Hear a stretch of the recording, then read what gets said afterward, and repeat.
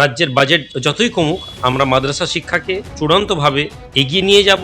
তারা যতই মাদ্রাসা শিক্ষা বন্ধ করার কথা ভাববে আমরা বলবো, যাদের নাম কলকাতাকে আলোকিত করেছে, শিক্ষার আঙিনায় যারা আলোকিত করেছেন, তার নামকে সরিয়ে গোপাল পাঠা বলে একজন, গোপাল পাঠা তো নাকি না, পাঠা শব্দটা শুনে আবার হয়তো কেউ ভাববে যে আমি গালাগালি করছি, বা এটা কি তারা জানেন যে এই গোপাল পাঠার এগেনস্টে ব্যাংক লুটের মতন, রবারির মতন ইতিহাসও আমরা পেয়ে থাকি, এবং এই ইতিহাস কোনো মুসলিম লোক লিখেননি, যারা হিন্দু ঐতিহাসিক বা হিন্দু লেখক তাদের লেখা থেকে আমরা পেয়েছি। পরে এমন একজন ক্রিমিনালের নাম জোড়া হলো যা বিজেপির ঐতিহ্যের সাথে, বিজেপির আইডেন্টিটির সাথে হয়। কারণ যদি নাম পরিবর্তন করতে হতো, তারা সারদার নামে নাম পরিবর্তন করতে পারতেন, রামকৃষ্ণের নামে নাম পরিবর্তন করতে পারতেন, তারা বিদ্যাসাগরের নামে নাম পরিবর্তন করতে পারতেন, কিন্তু তারা স্টার্ট করলেন একজন ক্রিমিনালকে নিয়ে। মুসলিমদের ইতিহাসের রেকর্ড আছে 750 বছরের, ভারতবর্ষের কোনায় কোনায় যেখানেই যাবে তারা নাম পরিবর্তন করলেও মুসলিমদের ঐতিহ্যকে নষ্ট করতে পারবে না। তাজমহল থেকে আরম্ভ করে রেড রোড যেখানেই আপনি যাবেন,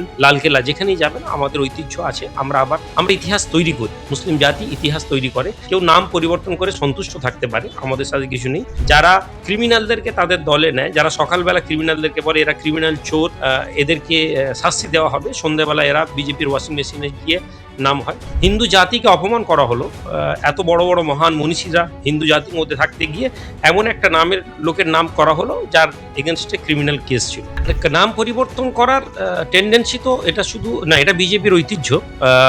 তারা নতুন করে কিছু গড়ার ক্ষমতা না রাখলেও তারা নাম পরিবর্তন করি মানসিক সন্তুষ্টি অর্জন, এবং যে তাদের যে একটা বৃহত্তর ভোট ব্যাংক, যাদেরকে আমরা ভক্ত বলি, যারা ইতিহাস জানে না, যারা বাস্তবতা জানে না, যারা সমাজ জানে না, যারা মনে করে যে হিন্দু হিন্দু করলেই মনে হয় আমরা বিজয়ী হয়ে যাব।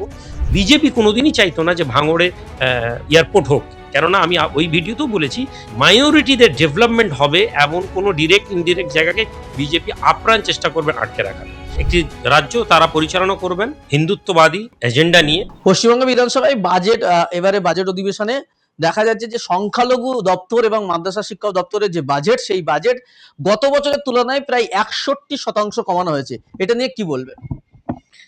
এটা বিজেপি তার নিজস্ব পলিসির মধ্যে যাচ্ছে। তারা যে হিন্দু মুসলিম করবে বলেছিল, সেটা প্রমাণ। মোদিজি সবকা সাথ সবকা বিকাশ এ কথা যে শুধুমাত্র একটা জুমলা, সেটা প্রমাণ হচ্ছে। আমাদের মুখ্যমন্ত্রী যখন মুখ্যমন্ত্রী হননি তখন তিনি বলেইছিলেন যে হামারে সাথ জো হাম উসকে সাথ, সবকা সাথ সবকা বিকাশ তিনি বলবেন না। ফলে তার কথাকে তিনি আবার ধীরে ধীরে প্রমাণ করছেন, এই যে তারা আমাদের সাথে নেই, বা একটি রাজ্য তারা পরিচালনা করবেন হিন্দুত্ববাদী এজেন্ডা নিয়ে। তবে আমরা মনে করি যে মুসলিম সমাজ তারা সারভাইভ করার জন্য যথেষ্ট সচেতন। আমরা রাজ্যের বাজেট যতই কমুক আমরা মাদ্রাসা শিক্ষাকে চূড়ান্তভাবে এগিয়ে নিয়ে যাব। তারা যতই মাদ্রাসা শিক্ষা বন্ধ করার কথা ভাববে আমরা বলবো, তবে সরকার হিসাবে তারা যদি একটি নির্দিষ্ট সম্প্রদায়, একটি জাতিকে তারা পিছিয়ে রাখবে মনে করে, দিনের শেষে গোটা রাজ্য পিছিয়ে যাবে। এটা যদি আমাদের বিজেপি তথা যারা আমাদের রাজনৈতিক নেতৃত্ব বা আমাদের রাজ্য পরিচালনা করছেন তারা যদি এটা বুঝে যান, এটা সুবিধা হবে। আদারওয়াইজ দেশের এবং রাজ্যের জন্য এটা ক্ষতিকর সিদ্ধান্ত। আরেকটা বিষয়, দেখা গেল যে এই রাজ্য সরকার আসার পরে নাম পরিবর্তনের শুরু হলো এই রাজ্যে, এবং মুখ্যমন্ত্রী বিধানসভায় দাঁড়িয়ে নাম পরিবর্তন করার জন্য একটা কমিটি তৈরি করেছেন। সেই কমিটির দায়িত্ব দেওয়া হচ্ছে কার্তিক মহারাজকে, এবং ইতিমধ্যেই একটা রাস্তার নাম পরিবর্তন হয়েছে, সুরাবুদ্দিন এভিনিউ, যেটা নিয়ে বিতর্কও শুরু হয়েছে। এই বিষয়ে কি বলবেন? না, নাম পরিবর্তন করার টেন্ডেন্সি তো এটা শুধু না, এটা বিজেপির ঐতিহ্য। তারা নতুন করে কিছু গড়ার ক্ষমতা না রাখলেও তারা নাম পরিবর্তন করি মানসিক সন্তুষ্টি অর্জন, এবং যে তাদের যে একটা বৃহত্তর ভোট ব্যাংক, যাদেরকে আমরা ভক্ত বলি, যারা আহ, ইতিহাস জানে না, যারা বাস্তবতা জানে না, যারা সমাজ জানে না, যারা মনে করে যে হিন্দু হিন্দু করলেই মনে হয় আমরা বিজয়ী হয়ে যাব। তো সেই জায়গায় দাঁড়িয়ে আমাদের মুখ্যমন্ত্রী তিনি পরবর্তীকালে হয়তো এটাকে কিছুটা ম্যানেজ করেছেন, বাট তিনি জানেন না যে পশ্চিমবঙ্গের বাঙালি সংস্কৃতির একজন ঐতিহ্যমণ্ডিত ব্যক্তি, যার ইতিহাস আছে, যার পিতার ইতিহাস আছে, এবং যাদের নাম কলকাতাকে আলোকিত করেছে, শিক্ষার আঙিনায় যারা আলোকিত করেছেন, তার নামকে সরিয়ে গোপাল পাঠা বলে একজন গোপাল পাঠা তো নাকি? না পাঠা শব্দটা শুনে আবার হয়তো কেউ ভক্তরা ভাববে যে আমি গালাগালি করছি বা তো তিনি করেছেন এবং এই গোপাল পাঠা হয়তো হিন্দুদের জন্য অনেক কথা বলেছেন বা অনেক হেল্প করেছেন। আমরা সে জায়গায় আমি তাকে ভালো-মন্দের দিকে যাচ্ছি না। বাট এটা কি তারা জানেন যে এই গোপাল পাঠার এগেইনস্ট এ আ ব্যাংক লুটের মতন, রবারির মতন ইতিহাসও আমরা পেয়ে থাকি এবং এই ইতিহাস কোনো মুসলিম লোক লিখেননি। যারা হিন্দু ঐতিহাসিক বা হিন্দু লেখক তাদের লেখা থেকেই আমরা পেয়েছি। ফলে এমন একজন ক্রিমিনালের নাম জোড়া হলো যা বিজেপির আ ঐতিহ্যের সাথে বিজেপির আইডেন্টিটির সাথে হয়। কেননা বিজেপি সেই রাজনৈতিক দল যারা ক্রিমিনালদেরকে তাদের দলে নেয়। যারা সকালবেলা ক্রিমিনালদেরকে বলে এরা ক্রিমিনাল চোর, আ এদেরকে শাস্তি দেওয়া হবে। সন্ধ্যেবেলা এরা বিজেপির ওয়াশিং মেশিনে গিয়ে নাম হয়। তো অনেক বড়, বড় মহান লেখক লোক ছিলেন বাঙালি সংস্কৃতিতে। যদি নাম পরিবর্তন করতে হতো তারা আ সারদার নামে নাম পরিবর্তন করতে পারতেন, রামকৃষ্ণের নামে নাম পরিবর্তন করতে পারতেন, তারা বিদ্যাসাগরের নামে নাম পরিবর্তন করতে পারতেন। কিন্তু তারা স্টার্ট করলেন একজন ক্রিমিনালকে নিয়ে। নাম পরিবর্তনের প্রয়োজন নয়। আমরা ইতিহাস তৈরি করি। মুসলিমদের ইতিহাসের রেকর্ড আছে ৭৫০ বছরের ভারতবর্ষের কোনায়, কোনায় যেখানেই যাবে তারা নাম পরিবর্তন করলেও মুসলিমদের ঐতিহ্যকে নষ্ট করতে পারবে না। তাজমহল থেকে আরম্ভ করে রেড রোড যেখানেই আপনি যাবেন, লালকেল্লা যেখানেই যাবেন আমাদের ঐতিহ্য আছে।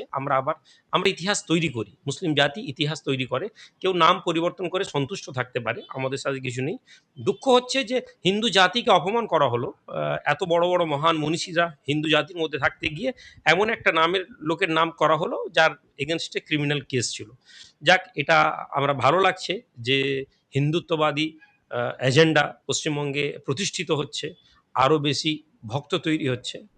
ভাঙড়ে এয়ারপোর্ট নিয়ে আপনি একটা ফেসবুকে পোস্ট করেছেন, আপনার বক্তব্য রেখেছেন। কিন্তু ভাঙড়ের বিধায়ক নওশাদ সিদ্দিকী তিনি বলেছিলেন, ভাঙড়ের মানুষের যে বিষয়ে দ্বিমত সেখানে আমরা এক কোদালও মাটি কাটতে দেব না। ভাঙড়ের মানুষ যদি না চায় তাহলে এয়ারপোর্টের জন্য মাটি কাটতে দেবেন না।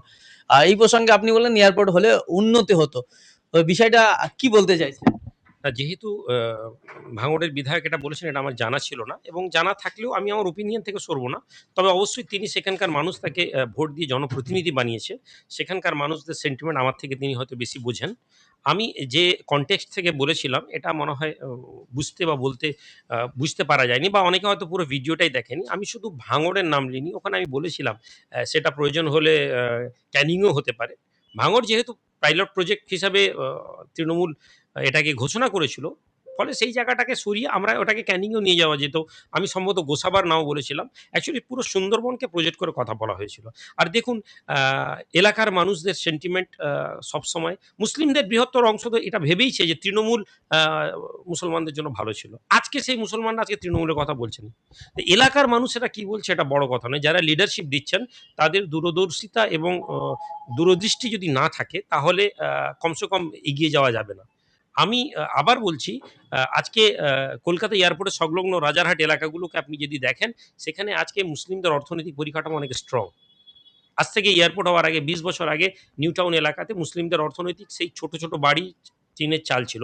আজকে তারা প্রত্যেকে কেউ না কেউ আ বড় বিল্ডিং বানিয়ে আছে, কেউ ব্যবসা করছে। কেন? Due to development. তো এই ভিউ থেকে আমি বলেছিলাম যে ভাঙড়ে যদি প্রজেক্ট ছিল এবং সেটা যেহেতু আ বিজেপি এটাকে সরিয়েছে তো সেই পয়েন্ট অফ ভিউ থেকে আমি এটা বলেছিলাম যে তারা কোনোদিনই হতে দেবে না। আর বাস্তবিক ভাঙড়ের লোক যদি চায়ও তবুও বিজেপি এটা করত না। ফলে বিষয়টা ভাঙড়ের লোকের চাওয়া বা বিধায়কের চাওয়া না চাওয়ার উপর নয়। বিষয়টা হচ্ছে যে বিজেপি কোনোদিনই চাইতো না যে ভাঙড়ে অ্যা এয়ারপোর্ট হোক। কেননা আমি ওই ভিডিওতেও বলেছি মাইনরিটিদের ডেভেলপমেন্ট হবে এমন কোনো ডিরেক্ট ইনডিরেক্ট জায়গাকে বিজেপি আপ্রাণ চেষ্টা করবে আটকে রাখার এবং সেই জায়গায় তারা করেছে এবং হয়তো এটা অনেকে বুঝতে পারেননি। ভেবেছেন হয়তো কোনো জায়গায় এগেইনস্টে নয়। তিনি তার পয়েন্ট থেকে বলেছেন এবং আমি মনে করি যে তিনি সেখানকার মানুষের সেন্টিমেন্টকে দেখেই বলেছেন। ফলে এটা কোনো অসুবিধা নেই।